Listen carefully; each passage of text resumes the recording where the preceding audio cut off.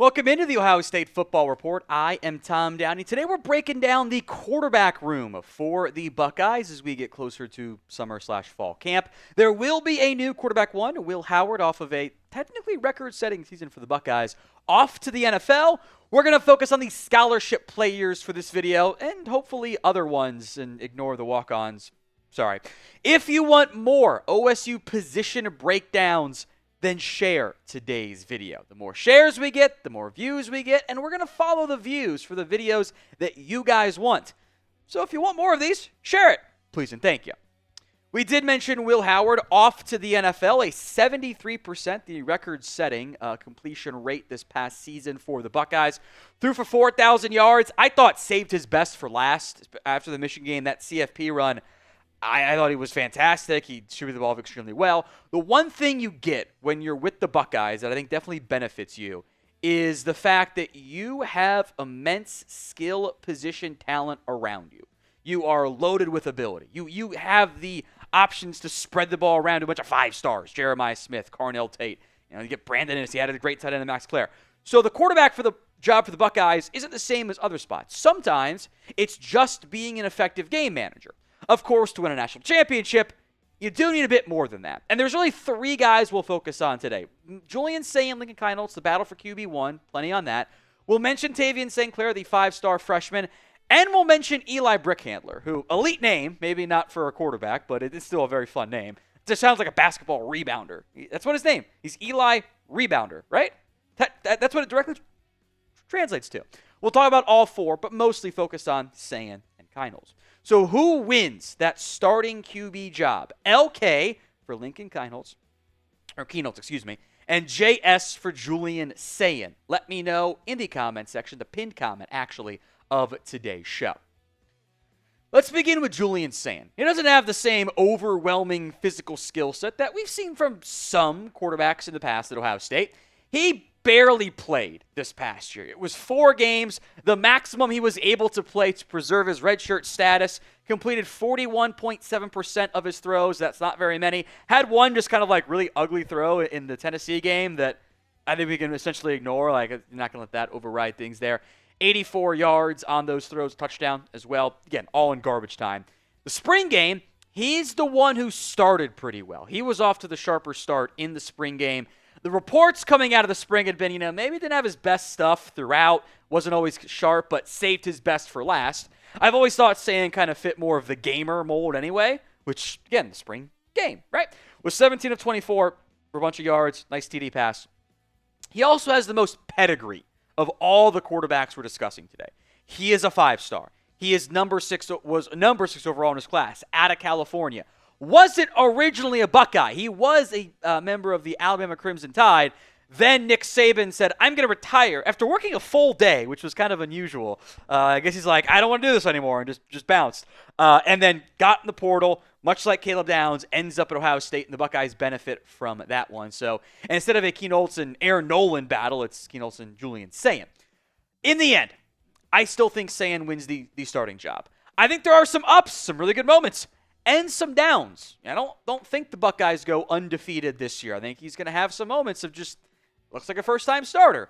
But overall, when you look at the end of the season, the big picture, you go, okay, this guy was pretty good. He's going to have NFL draft hopes, and he should be the best quarterback in the Big Ten or one of the 2 best Big Ten QBs next season. So be honest with me, folks. What is your excitement level over Julian Sayin? Scale it from 1 to 10 in the comment section of today's show. Let's go to the guy with a little bit more experience. Lincoln Keinholz out of South Dakota. He has played a little bit. He had the ill-fated game we don't talk about, the bowl game against Missouri, when everybody for Ohio State essentially opted out, and they just clearly did not care about that game. Didn't play very well. That's where most of his playing time came. It was not great. Little slow to start the spring game. Had a couple early 3-and-outs, then definitely settled in and played better. More touchdowns than Sayin in that game, but the overall passing efficiency was definitely better out of Sayin, and they had some runs finish off those scoring drives. For most teams, he'd be the no-doubt starter. He was a top 15 quarterback in his class, a top 200 recruit. By the Buckeyes standards, that's not as appealing as it normally is. Not to say it can't work out, but this is a lower pedigree, in air quotes, caliber of player. So my prediction here, he takes over the Devin Brown role, where he doesn't win the job, but he competes against the guy that we all thought was going to win the job, Will Howard, Julian Sayin. And then Kienholz does his job. He gets some playing time. He does the backup job well. And then after the year ends, he goes, okay, I'm going to go transfer to a notch below Power 4 school and hopefully have success. And fingers crossed for Devin Brown, unless it matters for the Buckeyes. Hopefully he has some success this season.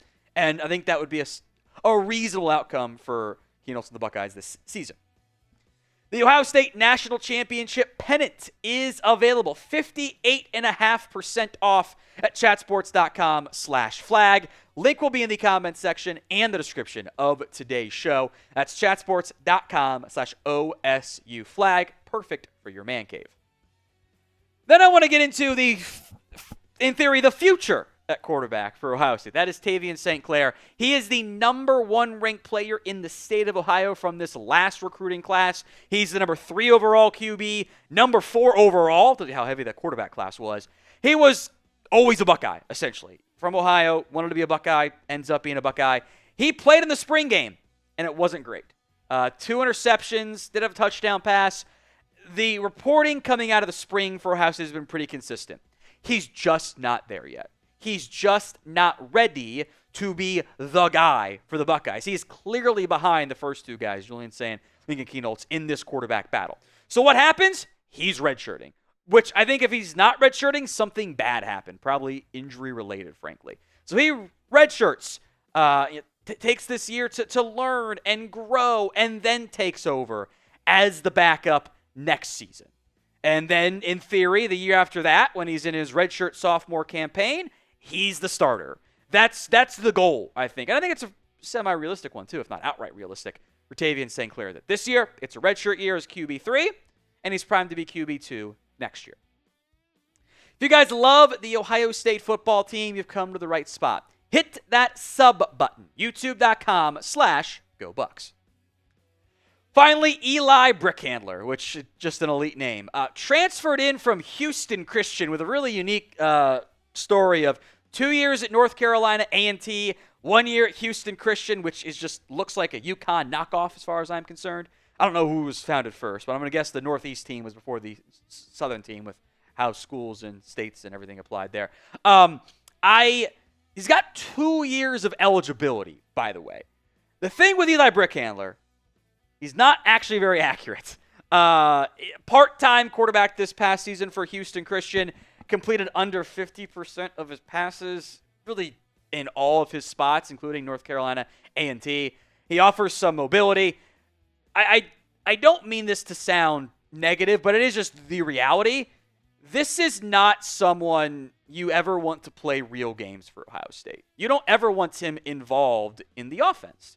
He's never supposed to play for OSU. He's honestly kind of supposed to be the assistant to the QB, where he helps out with some of the game day stuff, helps out in the week of planning, and is a camp arm to throw to some of the third and fourth stringers, and he's never supposed to take a real snap that matters. Otherwise, something really, really bad happened at Ohio State. This guy was going to go consider playing pro football over in Europe before the Buckeyes came calling, because it's tough to find a fourth-string QB in this day and age in the NIL, because the fourth stringer wants to go be a second or third stringer for a MAC school. That's how it goes.